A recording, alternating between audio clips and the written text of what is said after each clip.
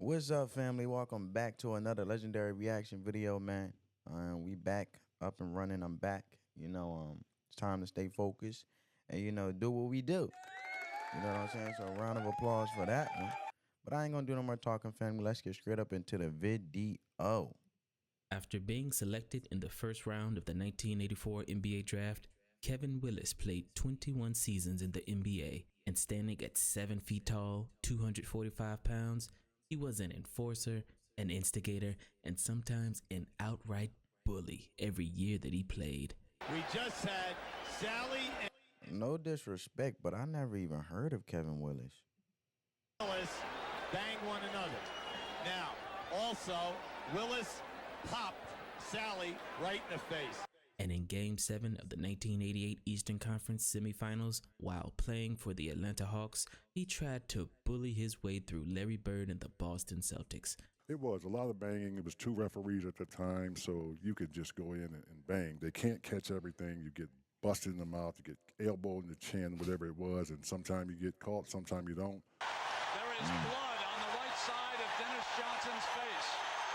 My man looking like a WWE wrestler from WWE SmackDown right now, man. This ain't even looking like basketball. At the right eye as he comes out defensively. But that's how we played. That was the Eastern Conference, and I loved it. I welcomed it, and they taught me a lot. And so I knew what referee can get away with stuff and what referees you can't do anything Oh, with. wow. Nah, bro. Now you just trying to finesse the game. Nah. We ain't doing all that. You need to just play. Now, that sound like a sore loser in this joint, man. My man said he know what referee do what when they need it, when it's convenient at the time. That's like going to your brother or sister, you know you can get something out of them as a kid. You know what I'm saying?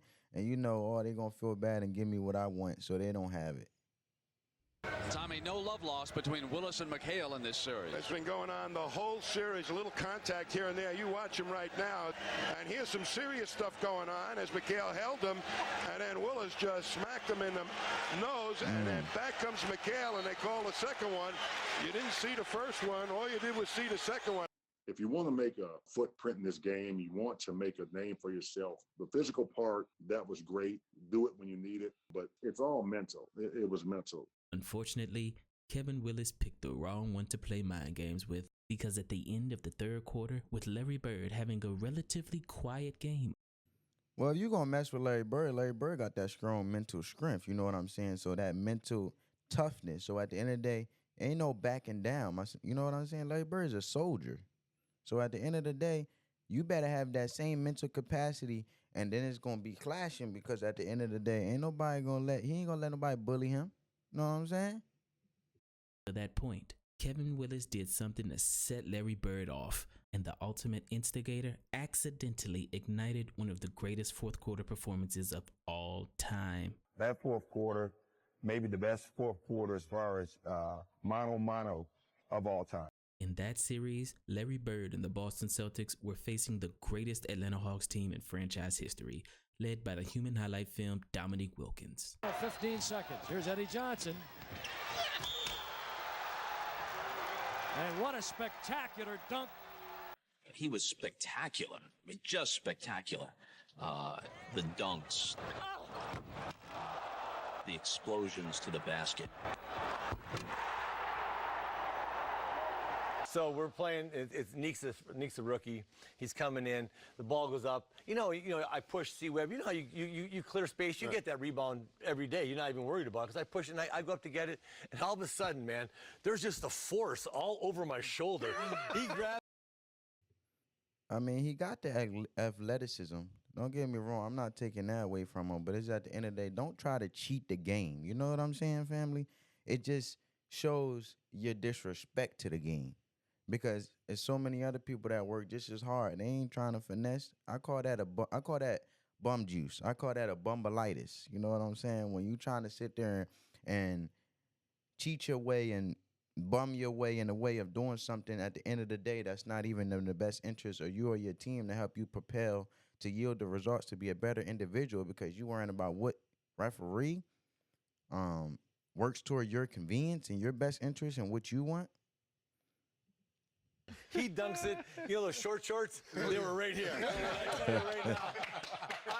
I mean, he threw that thing down, and I was like, oh my! And Larry has the classic line. Larry goes, you know, Larry never got too excited. He goes, shoot, I better box that guy out, huh, Kev? I said, yeah, I suggest you put a body on him. That was one of the craziest things ever. I'd never seen a guy that high in my life. He just threw it down. Short shorts right here, huh, Kev? Right here, baby.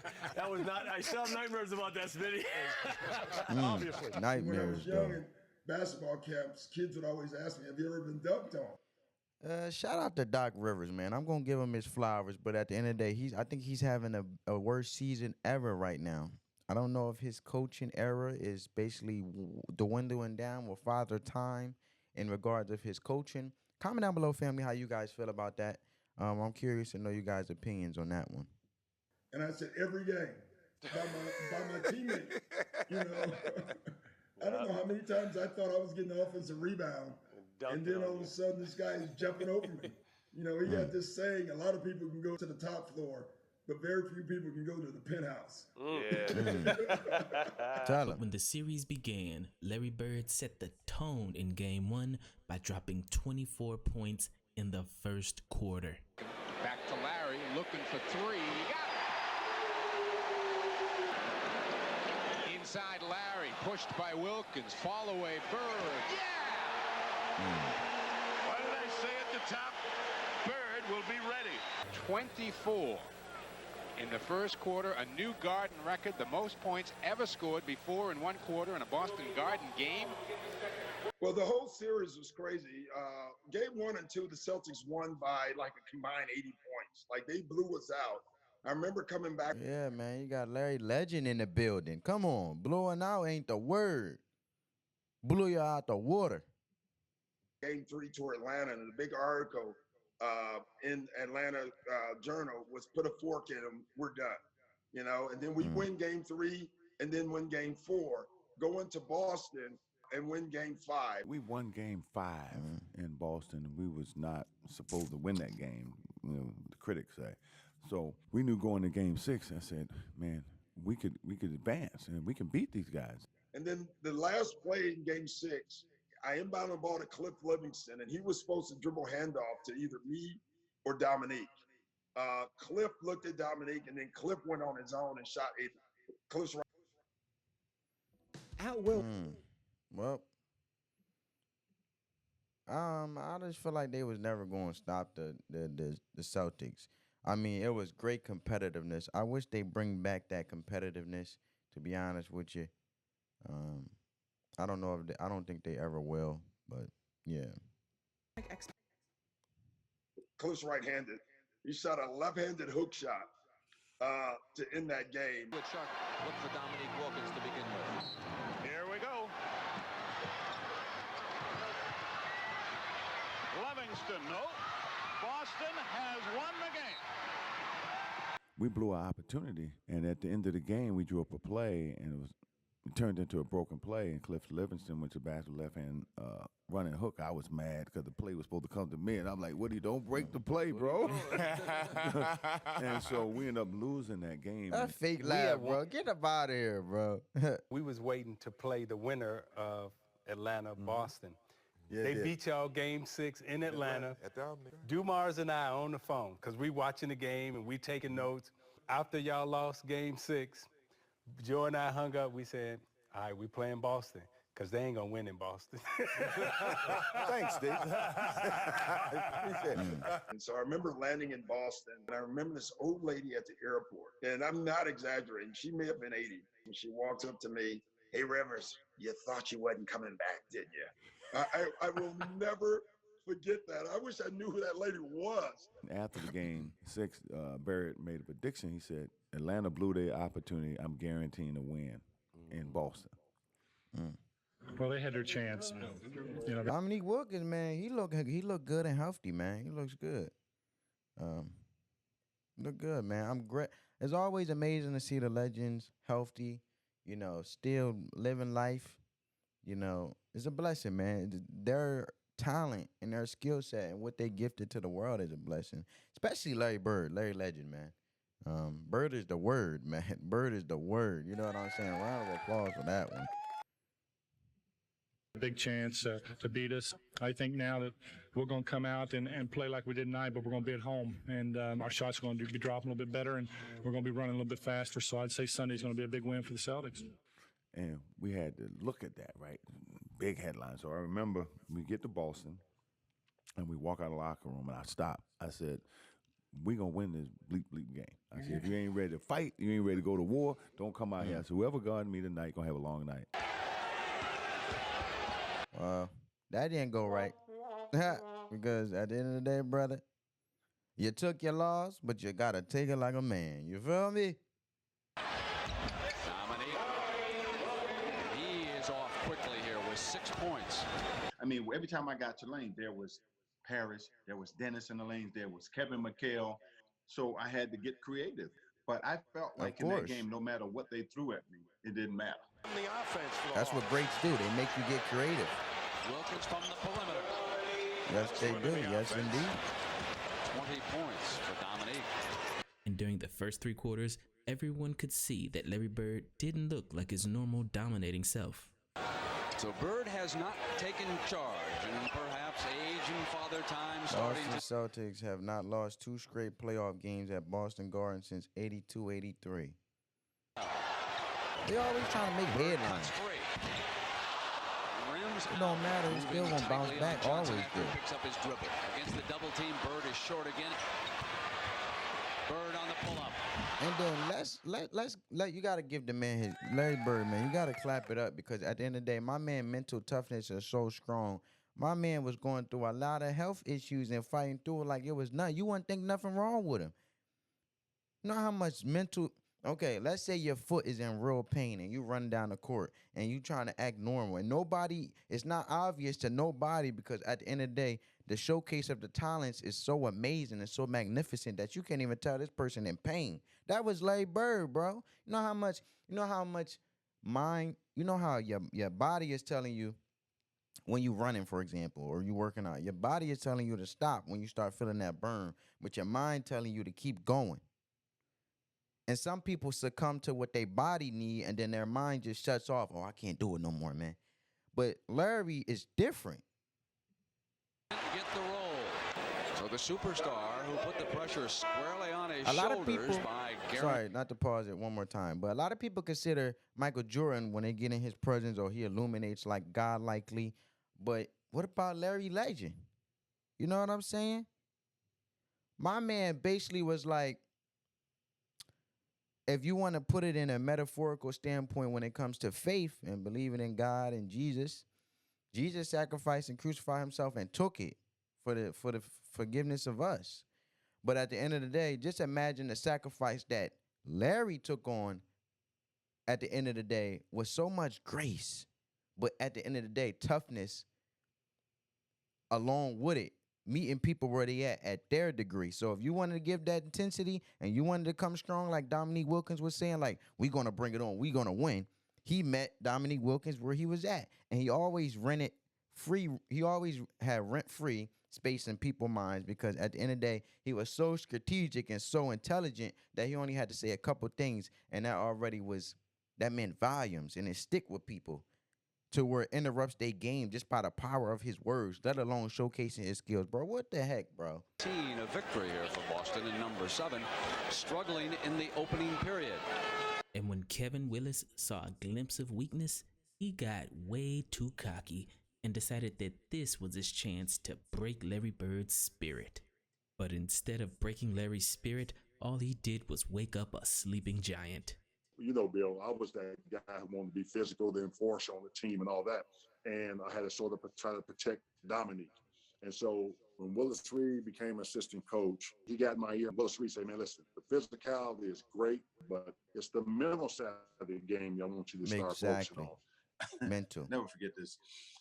Kevin Willis, we would come down the court in the third quarter, and he reached over in Bird's chest. So it was Kevin Willis. It was me. You know why he didn't have the mental part, the mental factor as strong, which he need to work on? Because he's so busy trying to finesse the refs. Mm-hmm. We run down the court, and Kevin reached across me and put his hands, and Bird says, reaches across me and puts his finger in Larry Bird's chest. Said, "Don't let this so-and-so score any more tonight." I said, don't let this so-and-so score no more tonight. Said, "Don't let this so-and-so score any more tonight." I'm like, "Don't let this son of a gun score anymore." Bird's eyes got this big. I looked at Kevin, "What are you doing?" And I looked at Kevin, I'm like, what the hell are you doing? You don't want to awaken a sleeping giant. He got 12 points. Don't wake him up. Sleeping And I looked giant. at It's to the point they worrying about making sure that Larry Bird stays content and showcasing his skills and not showcasing them so they don't consider it a threat. But at the end of the day, you ain't stopping no great from showcasing their skills because that they always trying to evolve and get better. You hear what I'm saying, family? And I looked at Kevin, "What you doing?" Are you crazy? Leave him sleep. Let him stay asleep. Yes. And he got hot. And coach said, "Nick, go out there, stop him." I'm like, "Stop him? He hot now. Forget that." That's the only thing I can do is try to match him bucket for bucket. And it was a shootout in the fourth quarter. It came down to the last shot. Not so good at it. We don't got games like this anymore, unfortunately. Bird now cuts free. They don't even take the NBA All-Star game serious. Early moments. Bird is up with the shot. Mike Fratello might need an early timeout. Bird started out 2 of 7. He has hit his last 3. Larry Bird that night was, listen, he was unbelievable, and he was so clutch. Meek was just as clutch that night. It's just that Larry in the fourth quarter was unstoppable. Bird cuts free, left hands it for the field goal that puts Mason Jones and the Celtics back on top, 101-99. Said Bird had 20 of his 34 in the fourth quarter. Dominique had 17 of his 47 in the fourth quarter, and they were going bucket for bucket down the stretch. Oh, they was going at it. Larry was torturing him. Dominique was torturing me on when he had the ball. This is a kind of game of who's going to blink. I'm always curious. What is Doc Rivers' success? Is it just because he was on a great team with Dominique Wilkins? Because I don't really see what's the hype with Doc Rivers. I'm not saying the man wasn't successful. Don't get me wrong, but still, it's like, okay, you Doc Rivers, you became a coach. I know him more for a coach than a player. You know what I'm saying? Wilkins responds. What a game. That fourth quarter, maybe the best fourth quarter as far as mano of all time. What will happen between the two of them? It's Bird's turn, and the Celtics have the lead. Oh, man. You know, it was crazy, too, because it's rare in a game you feel it. Right. That was one of the few games I was saying, this was a hell of a game right now. It was a hell of a game. And what's even more impressive is that in those 1988 playoffs, Larry Bird had painful bone spurs in both feet. I said, they were so bad that he didn't even play the following season because he had to get surgery on both feet. And though Larry Bird played a few more seasons, this injury essentially ended Larry Bird's dominant career as we. That man need a statue. No disrespect to Kobe statue. He deserved it. He's one of my favorite players. But I might be wrong. Correct me if I'm wrong, because I have no problem with being corrected. Larry Bird needs a statue, bro. Comment down below if he has one. I may not know. I may just be misinformed about it, you know? Because he was never the same again. However, on this night, with 2 bad feet, Larry Bird disregarded the pain and went shot for shot with one of the greatest scorers of all time. And once again proved why he's the toughest player in NBA history.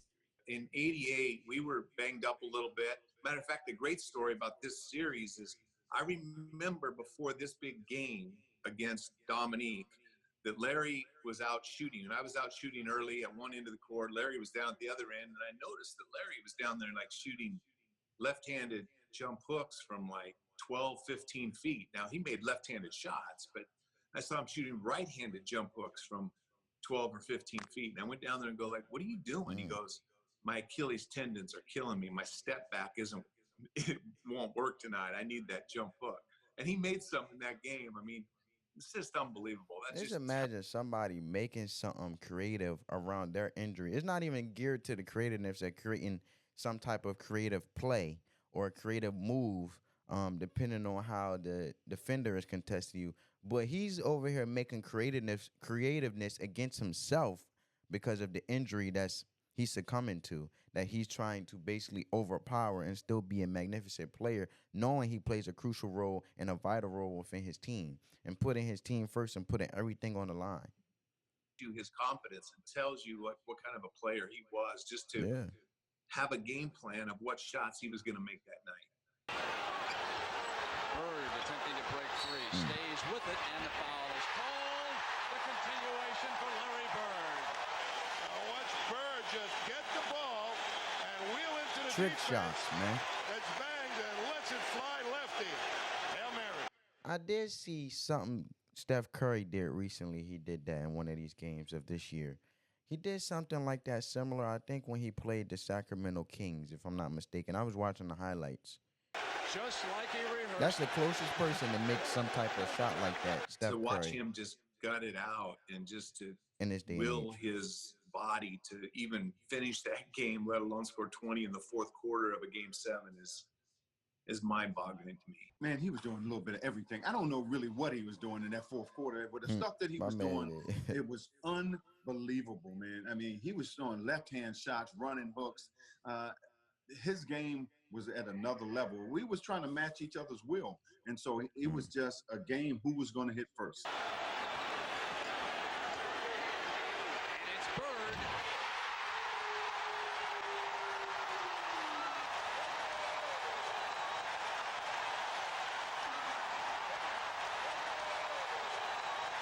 That was a tough shot, The though. duel continues. 42 for Wilkins, 30 for Bird. It's 112-107. Wilkins played a hell of a game. It was probably like 30, 40 seconds to go in the game. But I remember he said, you know, we both deserve to win, but somebody got to go home. 112-109, He gave him that respect right there. You got to give it to Larry Bird, man. A must here for the Hawks. Just being competitive and balls, like respectful. Robert Parrish always said, 40,000 eyes on Larry Bird because they knew he was going to get the ball. And we knew it, our opponents knew it, now it's just up to them to stop it. Johnson gets it into Bird, and Wilkins is there. Bird comes free. Bird for the layup. You are watching what greatness is all about.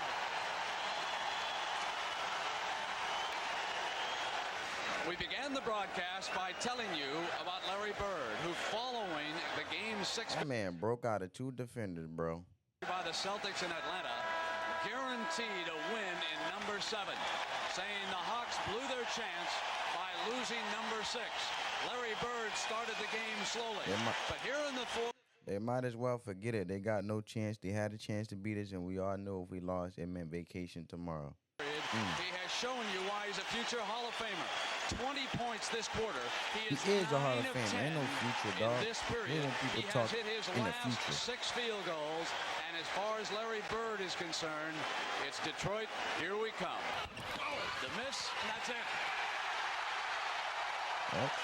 Boston 118, Atlanta 116. I mean, that was one of the greatest performances I've seen from a guy in those circumstances. Because you're talking about 7th game in the playoffs. To carry his team the way he did in that fourth quarter, man, to his credit, man, he took the Celtics and put them on his back. And pretty much that was it. Yeah. I mean, you can't complain with that, man. You got to give him nothing but respect. And if you don't, you a hater and you're a sore loser. That's just the reality of it, man. You got to be real with yourself, and you got to be able to take it for what it is, and don't try to be delusional, make something that is not, to convince yourself something that's not true. You know what I'm saying, family? So with that being said, I hope you guys enjoyed this video. Sorry, family. Hope you guys enjoyed this video. I'm glad to be back. I hope you guys are glad to have me. I hope you guys are having a magnificent day. Give this video a big thumbs up. Helps crush that YouTube algorithm. You know, just hit the like button, man. On that note, family, peace. Let the love supersede the hate, as always.